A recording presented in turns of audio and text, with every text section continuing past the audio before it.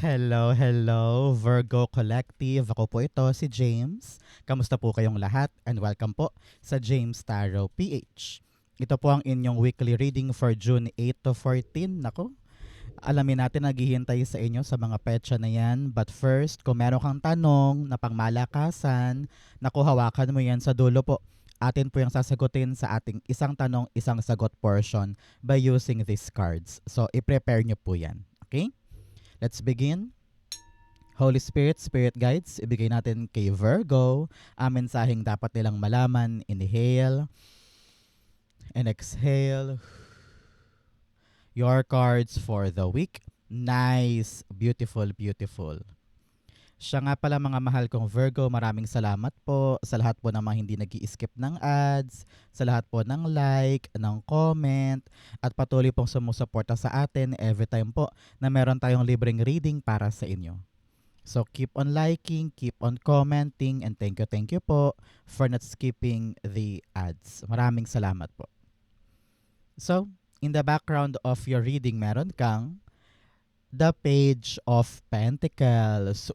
Kitang-kita ko dito, Virgo, na this week, meron kang aaralin na isang bagay.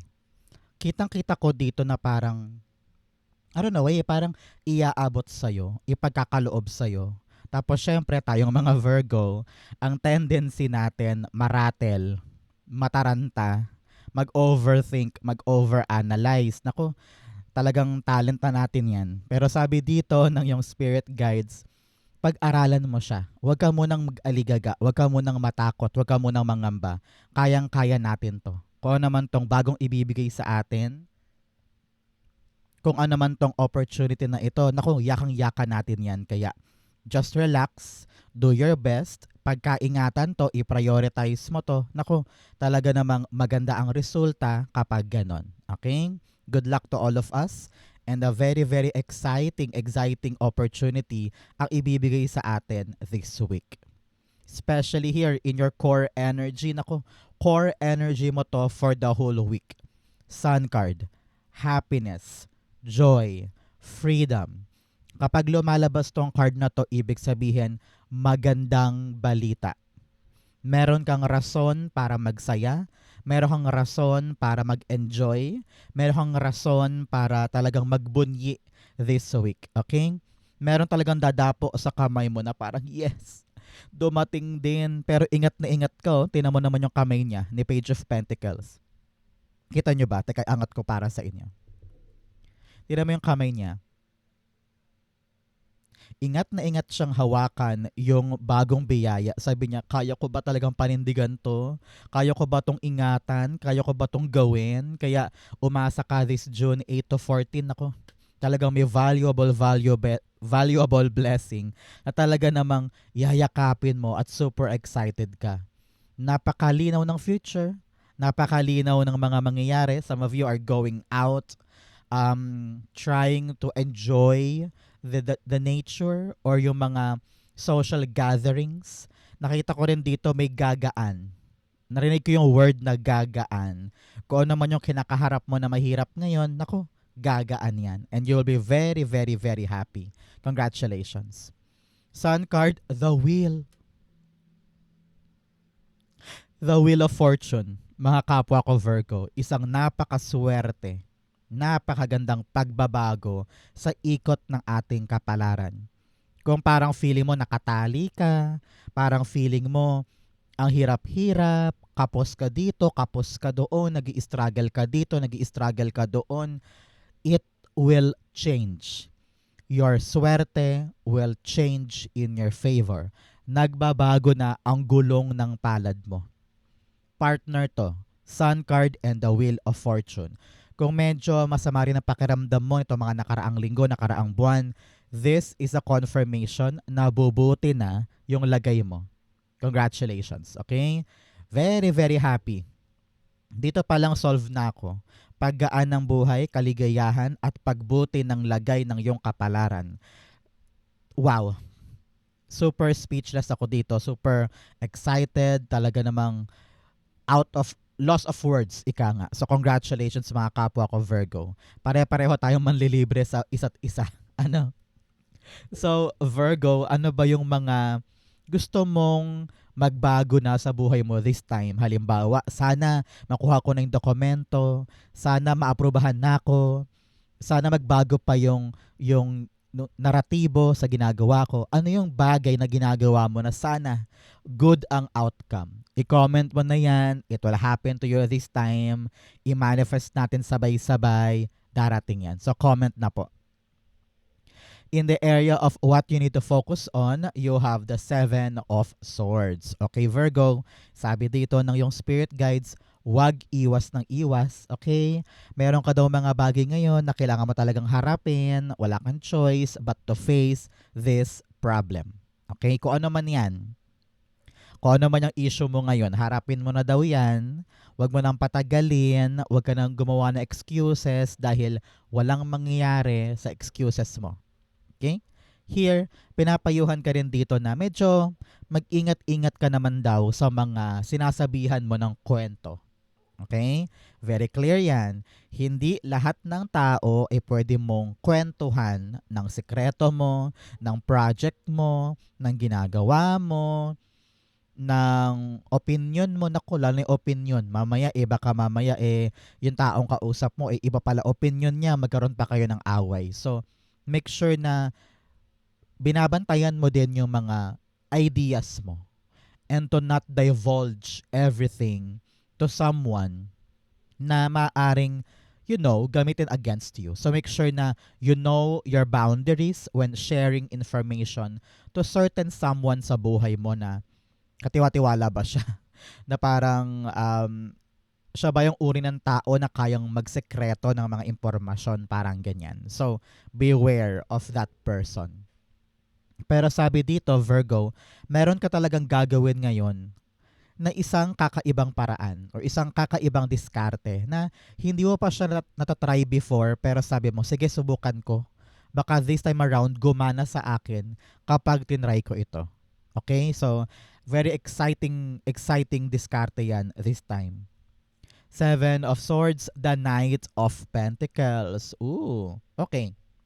Sabi dito ng yung spirit guides, alam niya na minsan, tayong mga Virgo, we want to do things on our own. Talagang sasarilinin natin yung mga aksyon, mga pagkilos, mga andar sa ating buhay. Kasi nga, sanay tayo na tayo ang gumagawa mag-isa.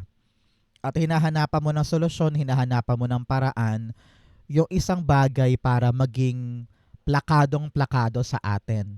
Pero at the same time, sabi dito, medyo nasa isip lang medyo nasa vision lang. Parang pinapayuhan ka dito na isabuhay mo ngayon yung mga idea mo, yung mga plano mo, yung mga goals mo. Kasi karaniwan puro pantasya lang, puro nasa isip lang, puro drawing lang. Kailangan daw, Virgo, prangkahan tayo, kailangan daw isabuhay. Kumilos ka para matupad sa ating buhay, makamit natin yung nasa vision natin. Okay? Pero sabi naman dito, huwag ka magmamadali. Ang importante, umaandar ka. Okay? So, mga kapwa ko Virgo, ano po ang birthday ninyo? Comment down below para uniquely ma-activate sa'yo itong reading na ito. In the area of what you need, meron kang the Moon card. Si Moon card, it's all about trusting the divine. Trusting yourself. Alam mo yung parang phrase na, bahala na nga si God, bahala na, gagawin ko na to, bahala na, si God na bahala sa akin. Parang ganon. Ganon yung mindset na nakikita ko dito. Ganon yung energy. Kasi tayong mga Virgo, bago tayo kumilos, nagpaplano tayo. At bago tayo magplano, sinisiguro muna natin na tama. Sinusiguro muna natin na meron tayong mapapala. 'Di ba? Ganon tayo Sigurista tayo mga Virgo. Pero sabi dito, pag ramdam mong kaya mo, kaya mo. Kahit pa wala kang kasiguraduhan, kahit pa wala kang mapanghawakan, kahit pa parang feeling mo, tama ba to? Pero kung ramdam mong gusto mong ilaban, gusto mong idiretso, why are you stopping yourself? Why are you limiting yourself? Believe in the divine power. Believe in your intuition na kung ano man tong ginagawa ko, tama to. Okay? Moon card, sinasabihan ka rin yan na isipin mo na lang na kung ano man itong kinakaharap mo ngayon, temporary problem lang yan. Kung ano yung mga tanong mo, masasagot din yan at the right time. Pero ngayon, importante, gumagalaw ka patungo sa mga alam mong kaya mo. Moon card, the Seven of Cups. Confusion.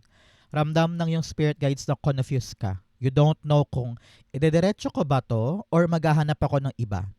Itutuloy ko ba to o meron pa ba akong ibang option? Dahil nag-iisip ka ng iba pang option, doon nang gagaling yung pagkalito. Doon nag-uugat yung parang, ay ito na lang, ay hindi, ito na lang, ay hindi, yun na lang. Kasi nga, you always think of the perfect way.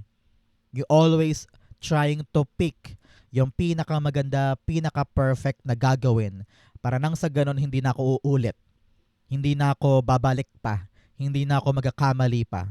We always strive na strike one lang lagi.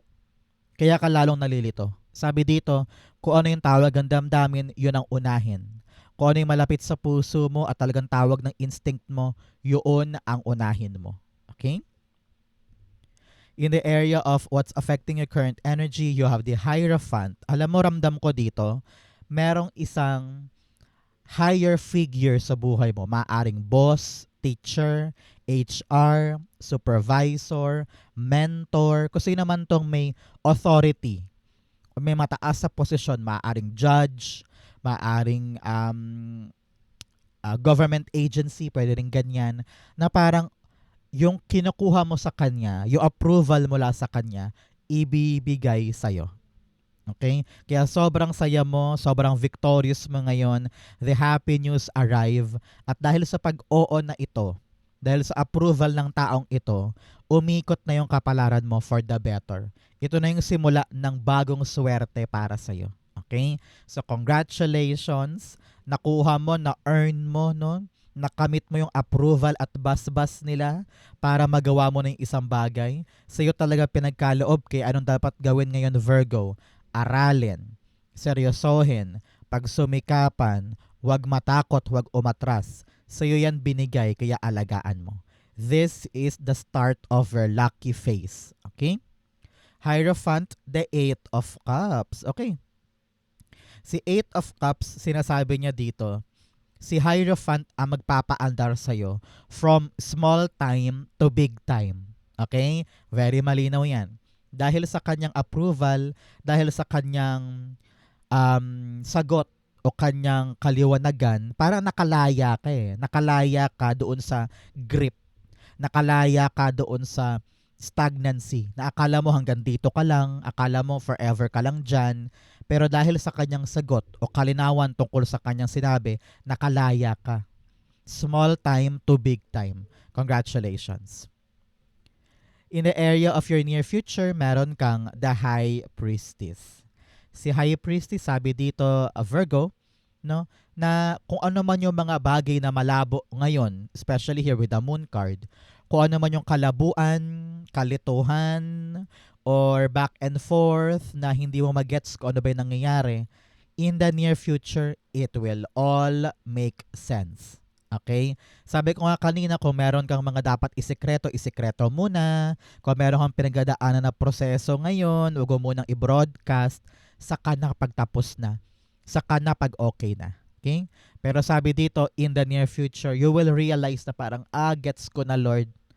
Gets ko na po kung ano ibig sabihin ninyo. Naintindihan ko na kung bakit na-delay, kung bakit ngayon lang binigay, kung bakit ngayon lang ako na-approve, kung bakit nadapa at nagplakda ako dati. It will all make sense and you will just tell yourself, nako, mas okay na ako ngayon kumpara noon. Kumbaga naintindihan mo na kung bakit nangyari yung mga dapat mangyari and much better yung feeling now kasi you understand the purpose. Congratulations. High Priestess, the Five of Wands. Okay. Pagkatapos mong magets kung bakit nangyari yung mga dapat mangyari, kung bakit naiwan sa akin yun, bakit nawala sa akin yun, bakit ito yung pinasok kong tadhana, bakit ito yung binigay sa akin ni God, here you are. Meron ka ng deep appreciation sa kung paano ako lalaban ngayon.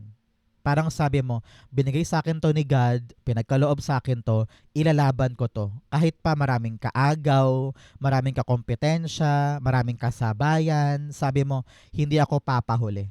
Meron din akong ibubuga. And I believe in myself, I trust myself that I have the full potential para manalo dito. So congratulations. May bala ka kumbaga. Meron kang ibubuga para manalo sa mga nag-uumpukang bato na ito. Because you have the big chance to win. The big chance na mapansin. The big chance na sa'yo ipagkaloob yung bigger, better, and brighter blessing. Congrats ha. Napakaganda ng future mo. Congratulations, Virgo. In your challenge, meron kang the Queen of Wands. Alam mo, sabi dito, paulit-ulit nating problema to mga kapwa ko Virgo, ay yung tiwala sa sarili. Palagi, time and time again, we always find a reason to question our value. Kina-question natin kung okay ba to? Tama na ba tong performance ko? Okay na ba tong documents? Yung performance ko kaya, baka mamaya lumalaylay na. Masyado kang aligaga, masyado kang restless. Hindi ka mapalagay. Kasi nga, tayo mismo mga Virgo, we are our own critic, di ba? Tayo ang humuhusga sa ating sariling ginagawa, sa ating sariling performance, sa ating sariling aksyon.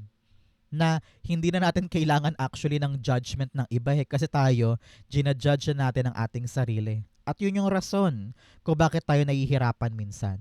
So, payo sa'yo ngayong linggong ito, mahalin ang sarili, tanggapin ang sarili, patawarin ang sarili, and make sure na you love yourself better than before. Just think positive. Kung ano naman yung gagawin mo ngayon, huwag mong katakutan. Huwag mong isipin na, hay, baka ginajudge yung mukha ko, baka ginajudge yung katawan ko, yung gamit ko. Nakakahiya ang daming tao dun. Be sociable. Learn to really embrace who you are. Para kahit humarap ka sa maraming tao, wala kang keber, wala kang pangamba. Okay? Love yourself. The Queen of Wands, the Sun card. Sun card here in your challenge, sinasabi dito na palayain mo ang sarili mo sa mga insecurities mo. Very clear. Prangkahan tayo, Virgo. Sabi dito, palayain mo ang sarili mo sa mga insecurities mo. Pango ilong mo, okay lang yan. Pandak ka, okay lang yan. Maitim ka, okay lang yan. Maitim ang siko mo, okay lang yan. Hindi ka magaling mag-English, okay lang yan. Hindi ka nakatapos ng college, okay lang yan. Marami tayong mga insecurities na nahiinggit tayo sa ibang tao na parang, ay buti pa siya o ay buti pa yon. Pero sabi dito, pag nakalaya ka sa mga imperfections mo, mas gagaan ng buhay. Mas ma-appreciate mo yung meron ka kasi unique ka eh. Meron kang unique talent na wala naman ang iba. So, wag nang mangamba, wag nang manliit sa sarili. Just be happy, be glad, and palayain ang sarili sa mga kaliitan na yan. Okay? Embrace who you are and enjoy your life. In your fortune, meron kang wondrous universe, walk in beauty. Walk in beauty. Mahalin ang paligid, mahalin ang sarili, mahalin ang mga meron ka, no? And you will see na blessed ka, na ikaw ay pinagpala. Okay? In your fortune, meron kang the world card. Kitang-kita ko dito yung katapusan. Katapusan ng mga pinaghihirapan mo ngayon. World card ang pinakadulo sa major arcana cards. Ibig sabihin, kompleto na. Nakompleto mo na yung cycle, nakompleto mo na yung dapat kompletuhin, makakalarga ka na sa next level. Kumbaga, Virgo, this week is your turning point. Kaya ramdam na ramdam ko talaga yung pagbago ng kapalaran mo at pagsaya ng energy mo. Your core energy cards are all major arcana, pati yung fortune card. Ibig sabihin, malaking milestone to para sa'yo this week. No? Pagbabago ng kapalaran, pagganda ng buhay, paggaan ng buhay, at pagtatapos ng isang mahirap na struggle para sa'yo. Things are turning in your favor now. Kompletong dokumento, approved, makalarga na, saradong past, saradong trauma, saradong nakaraan, ready ka nang gumalaw sa mga bagong portal sa buhay mo. Kung meron pong babiyahe sa inyo, good luck and congrats, this is your sign. Meron kang pagbiyahe this week, or meron kang acknowledgement and success sa isang gagawin mo. Congratulations. World card, the High Priestess. Sabi dito ng yung spirit guides, you don't need na talagang hulaan lahat-lahat na mangyayari. Manalig ka lamang. Kapag nag-close na yung isang bagay at papasok ka na sa bago, dapat tumaas na yung confidence mo and tell yourself, kinaya ko, nagawa ko, naabot ko. So, dagdag boost ito, dagdag tiwala sa sarili, and ready ka na sa bagong chapter. Congratulations. This is really your turning point. Congratulations po. In your divine messages, the answers you need are coming. Sabi nga dito, kung may kalabuan, kung merong hindi alam, darating din ang sagot. Pero ngayon, huwag kang hihinto or huwag mong gagamiting excuse na, ay hindi ko kasi alam, kaya ayokong simulan. Huwag mong gamiting excuse yon. Kung alam mong kaya mo na, go. Because the answer will come at the right time. Okay? In your divine messages, you have the 5 of Cups. Sabi dito, past is past, huwag ka nang manghinayang pa sa nakaraan. Huwag mong gamiting excuse ang past para magdahilan na parang, ay buti pa noon, ay buti pa dati, ay buti pa yung dati kong partner, ay buti pa yung dati kong trabaho. Kalimutan mo na yung past. Mag-move on na tayo dahil merong ibibigay si God sa iyo na bago na mas lalo magpapasaya sa iyo. So abangan natin yan, okay? 5 of Cups, the Magician card. Magician is all about manifestation and staying true sa mga bagay na gusto mong maganap. Meron ka daw minanifest na ko, ibibigay sa'yo. Kaya huwag ka namang hinayang. Kaya inalis ni God yun dahil hindi yun para sa'yo. Ito yung para sa'yo. Kaya kumilos ka, umaksyon ka, maging matapang ka, kayang-kaya mo yan. Okay? In your outcome, bigyan mo na kita ng fortune cards. You have career. May magandang balita po tungkol sa inyong career. May tumilapon pala dito. Kunin natin. You have the 4 of Cups. I'm hearing this for this card. 4 of Cups, yes, may darating na bagong bagay na magpapasigla sa'yo. Kung malungkot ka ngayon, nako, may bagong rason para maging maligaya dahil dinasal mo yan, hiniling mo yan. Okay? Career mo, this time, Virgo, very, very good. You also have pineapple reconciliation. Meron daw pong pagbabati o pag-aayos sa isang ugnayan, sa isang conflict. So magandang bagay yan. Isang magaan at happy time to. You also have jug, light-hearted, carefree time. Yes, mag-e-enjoy ka, magsasaya ka, mag-celebrate ka ng isang bagay. Congratulations. You also have younger woman. Meron daw po nakababatang babae sa buhay mo. Maaring kapatid, anak, apo, or katrabaho or kaibigan, may concern daw sa kanya, kausapin mo. So, ang outcome ni Virgo for June 8 to 14, the 6 of Pentacles. Ibibigay talaga sa'yo this week yung karapat-dapat na para sa'yo. Pinagtrabahuhan mo to, inasikaso mo to, binigay mo yung lahat mo dito. Asahan ang pagdating ng magandang balita, magandang resulta, magandang development dahil deserve na deserve mo yan. Congratulations. Narinig ko dito, nakakarinig ka ng good news or sagot. Kaya parang sabi mo, hay, sulit lahat. Sulit lahat ng ginawa ko dyan kasi nga nalasap mo na, napasakamay mo na yung bunga. 6 of Pentacles, the Moon card. Yes.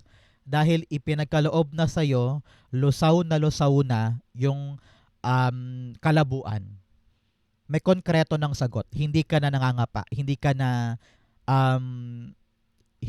naiiwan sa desyerto. Parang ganun eh. You are now having this clear path at paahon ka na dahil meron ng binigay. Meron ng resulta. Meron ng inabot. So congratulations. End of stagnancy. End to ng kalabuan. Meron ng klaro at talagang matibay na sagot at biyaya para sa'yo. Alam mo na yung gagawin mo moving forward. Congratulations. So, mga kapwa ko Virgo, diretso tayo sa yung isang tanong, isang sagot. Pikit ka na ngayon, isipin mo yung isang question mo. Inhale and exhale the answer to your question. You have the Six of Pentacles, the Page of Cups, and the Ten of Swords. At the bottom, you have the Four of Cups. Alam niya, Virgo, ng yung spirit guides na medyo dismayado ka sa isang bagay na parang, bakit ang tagal? Bakit ang hirap? Anong dapat kong gawin? I've tried many times. Ano yung dapat kong gawin ngayon? Parang merong inaalok sa'yo or merong bagong opportunity at pinag-iisipan mo kung dapat ba to. Sabi ng yung spirit guides, panahon na para i-receive mo naman yung isang bagong bagay. Huwag kang masyadong magpakakulong sa mga takot mo. Huwag kang masyadong magpaka-victim or magpakaliit doon sa mga pinanggalingan mo. Kailangan matuto tayo mag-move on at harapin yung bagong bagay. Buksan ang isip, buksan ang puso sa mga bagong pagkakataon sa buhay. Huwag kang masyadong mag-reject or mag-avoid ng mga bago. Kasi nakita ko dito na yung bagong ibibigay, yun talaga yung magpapa-nourish o magpapasigla sa iyo at magpapaahon sa iyo sa isang kinalugmukan So, panahon to para huwag maging choosy at tignan mo yung ganda or promise ng bagong ibibigay sa iyo. Maaring makita mo na, wow, parang maganda to Parang this is something that will lead me to a brand new life. So make sure na ikaw yung uri ng tao na hindi tumatanggi sa mga pagkakataon kasi baka mamaya makita mo, kaya ko pala to, okay pala to. Ito pala ang magpapabangon sa akin, sa aking kinasadlakang problema. No? So be receptive, be open, try mo lang, subukan mo lang and you will see na okay yan. Kung nandito ka for a yes or no, the answer is yes. Okay? Kayang-kaya, makakawala na sa hirap and something new is arriving. Huwag ka lang masyadong nakatingin sa past. Okay? Future-oriented dapat tayo this time. Okay? So Virgo, yan po yung isang tanong, isang sagot. Ganon din po. Ang yung June 8 to 14, naku, saan ka naka-resonate? Comment below. Babasahin ko po yan. Thank you, Holy Spirit, Spirit Guides, for the clarity and messages na dapat malaman ng mga Virgo this week. Thank you po for watching hanggang dulo. I love you. This has been James for James Tarot PH. God bless everybody.